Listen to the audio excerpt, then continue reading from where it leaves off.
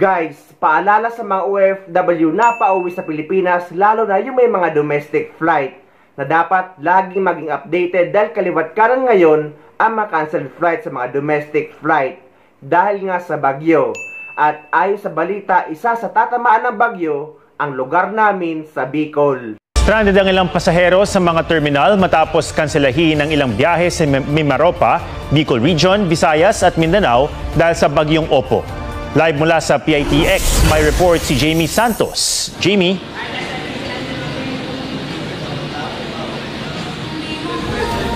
Atom, ilang pasahero ang naapektuhan ng pagkakansela ng biyahe ng bus, eroplano at pantalan ngayong Huwebes.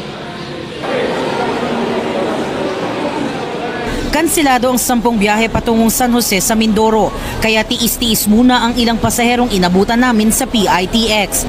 Ay hantay po namin hanggat maganda po yung pan po ng dagat, kung ano po yung deklara ng Coast Guard, kung pwede na pong bumiyahe, yun na lang po yung Dito na lang kayo mag-access? Dito na lang po.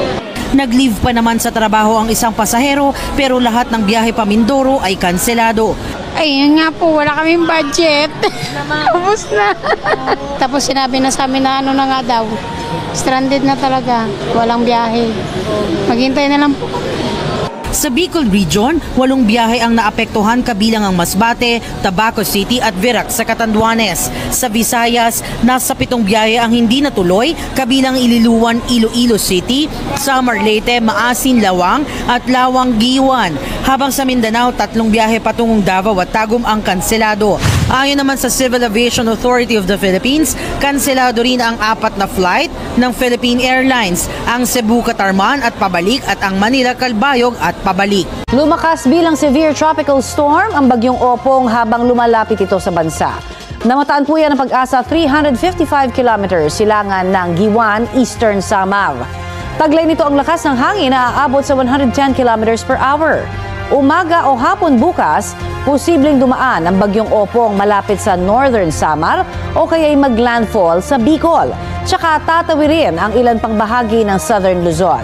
Sa Sabado, inaasahang nasa labas na ng Philippine Area of Responsibility ang bagyong Opong. Maraming lugar na sa bansa ang isinailalim sa wind signals. Tumutok lamang po dito sa Balitang Hali para sa nasabing listahan batay sa 11 a.m. bulletin ng Pag-asa.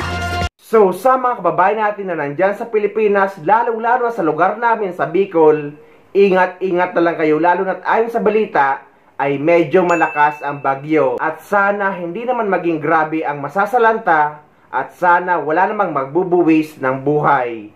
God bless sa ating lahat.